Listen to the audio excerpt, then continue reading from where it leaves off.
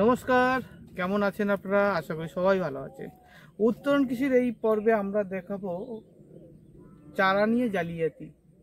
বিভিন্ন গ্রুপে একই তথ্য প্রচার হচ্ছে। কেউ বেচছে 165 টাকার চারা, আর কেউ বলছে শুধু 65, 100, কেউ 35, 65, আজ 100 এসছে, আর কেউ 165 টাকা আজ 4-5 বছর একই রকমভাবে আমরা শুনে যাচ্ছি। আবার কেউ ভাবছেন যে কোত্থেকে নেব, মানে সাধারণ ফার্মারদের সমস্ত প্রশ্নের উত্তর এই ভিডিওতে পাবেন। কারণ যারা ফার্মিং বা এঁচোড় ফার্মিংটা করতে চাইছেন, নিজেকে স্বনির্ভর করতে চাইছেন, সঠিক জাত নির্বাচন করবেন কি করে, ভালো মানের চারা কী করে পাবেন, এবং মার্কেটের কি কি সুবিধা কি কি অসুবিধা আছে, সমস্ত প্রশ্নের উত্তর নিয়ে এই ভিডিওতে হাজির হয়েছি আমাদের সামনে, আপনাদের সামনে। তো অবশ্যই যারা নতুন আছেন চ্যানেলটা সাবস্ক্রাইব করবেন, আর ভালো লাগলে চাষি বন্ধুদের মধ্যে শেয়ার করে দেবেন। তো আমার পাশে যিনি আছেন, পশ্চিমবাংলার অনেক বিতর্কিত একজন মানুষ, আবার অনেকের কাছে শ্রদ্ধার একজন মানুষ। রামকৃষ্ণ নার্সারি মানে কৃষকের বন্ধু, রামকৃষ্ণ নার্সারি মানে এঁচোড় চাষিদের পথপ্রদর্শক, আবার অনেকের চোখে রামকৃষ্ণ নার্সারি ব্যবসায়ী। পরিচয় করে দেবো। দাদা নমস্কার। নমস্কার। নমস্কার। কেমন আছেন? শ্রীকান্ত দে, ভগবান কৃষ্ণের কৃপায় আমি ভালো আছি, আশা করি আপনিও ভালো আছেন। আমি তো অবশ্যই ভালো আছি। আমি প্রথম বিতর্কিত প্রশ্ন আপনার একটা জবাব দিই। বলুন। রামকৃষ্ণ নার্সারি দিয়ে অপরাধ করে থাকে, একটা গাছ বিক্রি করে পয়সা নিয়েছে, এটুকুই তার অপরাধ। কিন্তু সে হাজার হাজার মানুষকে সাফল্য দিয়েছে। তার যদি একটা অপরাধ থাকে, সে 165 টাকায় গাছ বিচেছে, সেই গাছ কৃষকের মন প্রাণ ভরিয়ে দিয়েছে। না না, এটা বিতর্কের একটা প্রশ্ন বলি। সব গ্রুপে বলছেন রামকৃষ্ণ নার্সারি এত ব্যবসা করছে, নিজে গাড়ি বাড়ি সব করে নিয়েছে, ফার্মাররা পয়সা পাচ্ছে না, ফার্মারদের গাছ ভালো হয়নি। তো আপনাকে আমি বলেছিলাম দাদা, এমন একটা জায়গা নির্বাচন করুন যেখানে আপনার গাছ এবং রাম শ্যাম যদু অথবা অন্য কোনো ফার্মার বা অন্য কোনো নার্সারির গাছ। তো আজকে এই জায়গাটা কি কোন জায়গা? এটা সাবড়াকোণ এলাকায় গাছ, সাবড়াকোণ, বাঁকুড়া ডিস্ট্রিক্টের। বাঁকুড়া ডিস্ট্রিক্ট। দেখুন, ফার্মার আমাদের থেকেও চালাক, আমরাও বলছি আপনারা পরীক্ষা করুন। এই যে বাগানটি এসেছি, এটা 100 পিস গাছের বাগান।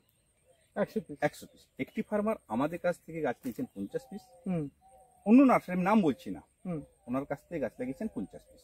আচ্ছা। তা আমি বলি, বিশ্বাসের চারাটা এদিকে লাগিয়েছে, আর রামকৃষ্ণ নার্সারির চারাটা এদিকে লাগিয়েছে। আচ্ছা।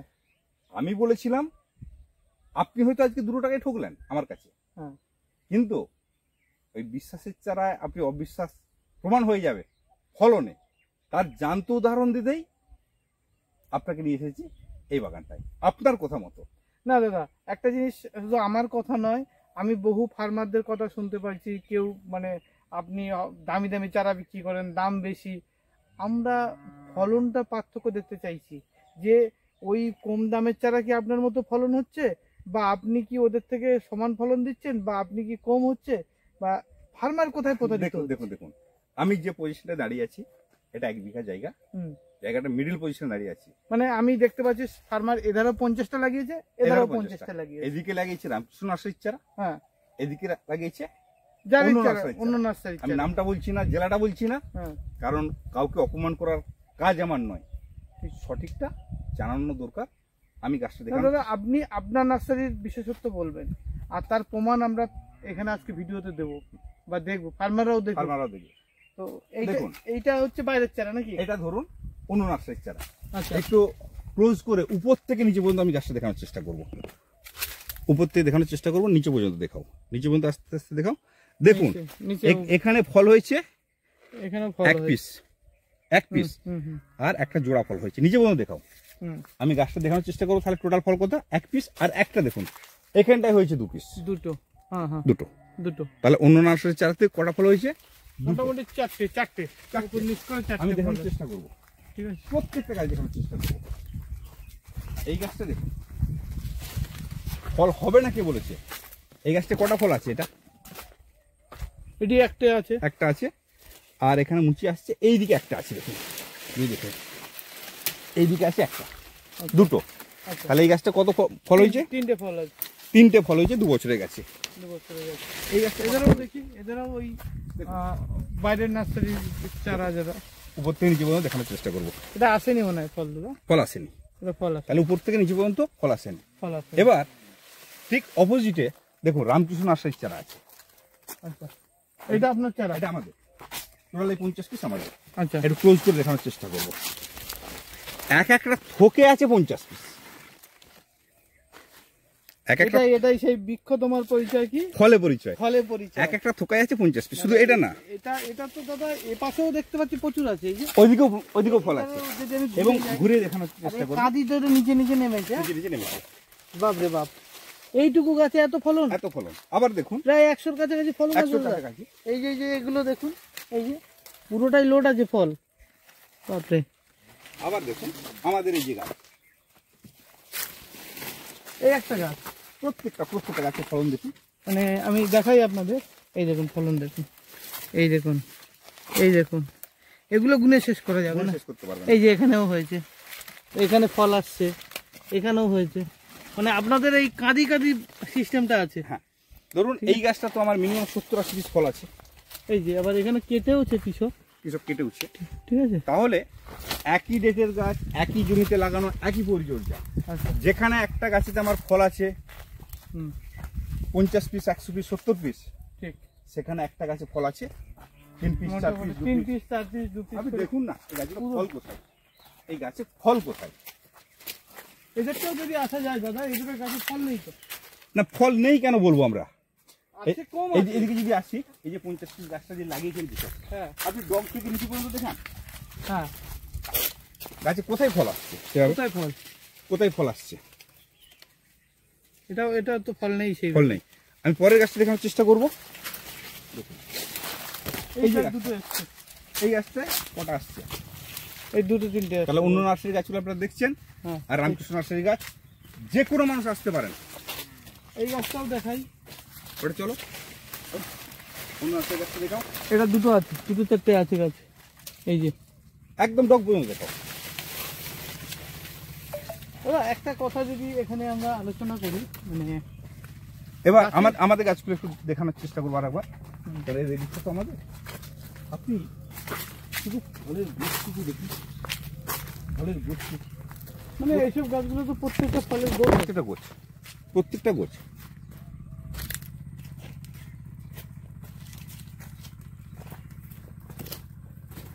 শুধু এটা না, আপনি প্রত্যেকটা ফল দেখুন। এরপর আপনি বলুন দাদা, আপনার আর কি কি প্রশ্ন থাকতে পারে এই চারার ব্যাপারে? না, বিতর্ক চারার ব্যাপারে। ব্যাপারে যেটা আমরা বলবো, মানে দাদা এমন একটা বাগান নির্বাচন করেছেন যেখানে 50টি গাছ 1 বিঘে জায়গায়, 50টি গাছ একটি অন্য নার্সারির, আর একটি 50টি গাছ হচ্ছে রামকৃষ্ণ নার্সারি। তো দুটো নার্সারির গাছ ফলনের পার্থক্য সেম এজের তো দাদা? একই ডেটে 10-15 দিন আগে বছর লাগানো। 10-15 দিন। ওটা আগে লাগিয়েছেন, আমারটা পরে লাগিয়েছেন। ফার্মার নিশ্চয় পরিচর্যাটাও একই করে? সেম পরিচর্যা। হ্যাঁ, সেম পরিচর্যা, একই জমি, একই মাটি, একই পরিচর্যা। ফলনের পার্থক্য হয়ে যাচ্ছে। গাছের পাতা এক, গাছের পাতাও এক। গাছের পাতা এটা কি করে পসিবল হয় দাদা? দেখুন, ধান আর ধান বীজ তো এক নয়। আচ্ছা, আলু আর আলু বীজ তো এক না। ঠিক।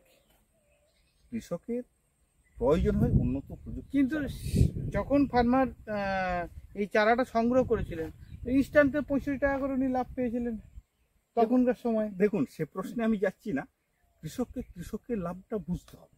ঠিক। আমার কথা হচ্ছে কৃষকরা দেখুক, বিভিন্ন জায়গা দেখুক, কোন মানুষটা 5 বছর 7 বছরের বাগান 10টা বাগান করে দিয়েছে, ভিজিট করুক। বিক্রির উদ্দেশ্যে ধাপ্পা দিয়ে আমারটা ভালো বলে লাভ নেই।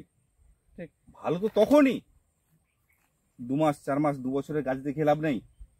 আপনি বহুদিন ব্যবসা করছেন, 5 বছর 7 বছর 10 বছরের যারা বিক্রি করছেন, সে গাছের প্রতিবেদন করে দেন না। কেন মানুষকে ধোকা দিচ্ছেন? ঠিক ঠিক। কারণ কৃষক এটা করে বাঁচে। কৃষকের মূল হচ্ছে ফলন, সেটা কৃষকের হতে হবে।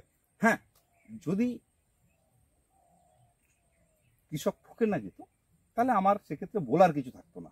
ঠিক। কিন্তু কৃষক যে গতানুগতিক ভাবে ঠকে যাচ্ছে, আমরা তো চাইছি কৃষকের প্ল্যান্টের মূল্যটা কমুক।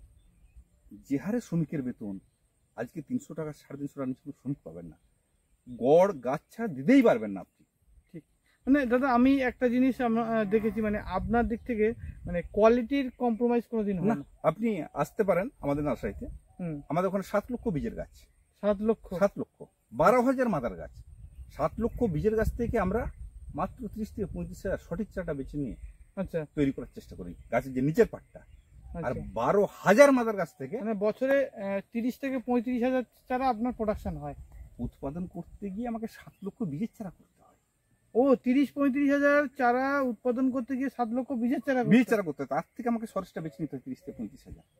একদিন আমার নার্সারিতে আসুন না, প্রতিবেদন করে দেবেন। তো আর অবশ্যই 12,000 আমার মাদার প্ল্যান্ট, 12,000 12,000 মাদার প্ল্যান্ট থেকে, তাও উন্নত মানের মাদার প্ল্যান্ট থেকে আবার চারা তৈরি করে। যারা এই একটা প্রতিবেদনে কারো দেখছিলাম যে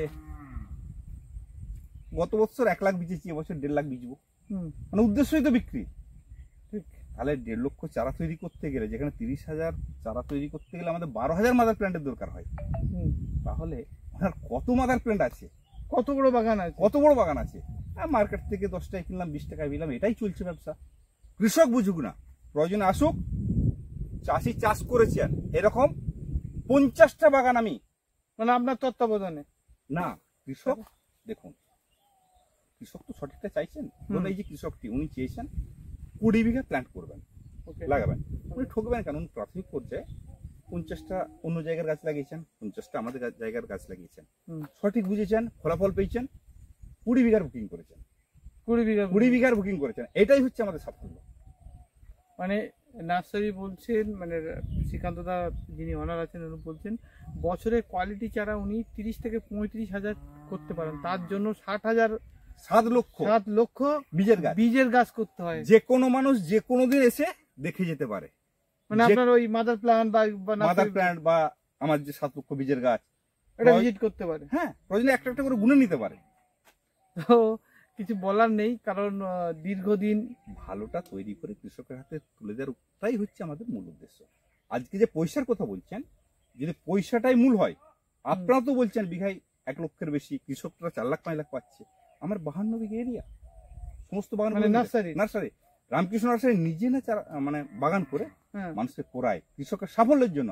আমি তো করে নিতে পারতাম 50 বিঘা, ঠিক, কিন্তু নিজে না খেয়ে লোককে খাইয়েছি। না এটাও তো একটা উপার্জনের পথ হচ্ছে না, 5 জন লোককে তো আর্নিং এর একটা জায়গা তৈরি করে দেওয়া হচ্ছে, আর পরোক্ষভাবে সেই চারাটাও আপনি মার্কেট করতে পারছেন। না দেখুন, চারা বিক্রি করে কত টাকা, একটা গাছ যদি এই রেশিওতে ফল দেয়। না আমি পূর্ববর্তী যত দুদিনে আপনার অন্য বাগানগুলো যে ভিজিট করছি, তাতে যে ফলের হার দেখলাম, আজকের বাজারে যদি আমি ক্যালকুলেশন করি থেকে 8 থেকে 10,000 টাকা এক একটা গাছে, এবং রামকৃষ্ণ নার্সারি সেখানে মাত্র 165 টাকা দাম নাই, তাও ওয়ান টাইম। এবার দেখুন, এই যে দুটো গাছ, একটা গাছে যদি পার ইয়ার আমি দেখালাম, অন্য নার্সারির চারা তো ফলন হচ্ছে, আমাদের চারা তো ফলন হচ্ছে, যদি 20 কেজি ফলনের তো পাতা হয় 50 টাকা মার্কেট মূল্য হয়, একটা গাছে 1,000 টাকা কমছে, তাহলে 100 গাছ থাকলে মানুষের 1 লক্ষ টাকা কমে যাচ্ছে। কৃষক সিদ্ধান্ত নিক না, প্রয়োজনে বাগানগুলো দেখুক না, তাহলেই তো ব্যাপারটা ক্লিয়ার হয়ে যাবে। তো এটাই হচ্ছে কথা, আমরা আর ভিডিওটা বাড়াবো না, কারণ বিতর্কের আর এক নাম নার্সারি জগতে রামকৃষ্ণ নার্সারি। আবার পশ্চিমবাংলার ফার্মারদের পথ দেখেছেন, যারা কমার্শিয়াল এই এঁচড় চাষ করেছেন, তার পথপ্রদর্শক রামকৃষ্ণ নার্সারি শ্রীকান্ত দা, যিনি 15 বছরের অভিজ্ঞতা এই সেবায় মানুষের নিয়োজিত আছেন। একটাই প্রজাতি করেন, সেটা হচ্ছে এটা থাই ভ্যারাইটিস, একটাই প্রজাতি, এবং এইটাই একটা নিয়েই তিনি লড়ে যাচ্ছেন। পশ্চিমবাংলার এমনও কোনো ডিস্ট্রিক্ট বাকি আছে যেখানে আপনার চারা যায় না? শুধু পাহাড়ি অঞ্চলটা, সেখানে গাছ জন্মাবে না। পশ্চিমবঙ্গ কেন, হ্যাঁ, আসাম থেকে আন্দামান, আন্দামানে রামকৃষ্ণ নার্সারি, তো রামকৃষ্ণ নার্সারি বাগান আছে বাবা।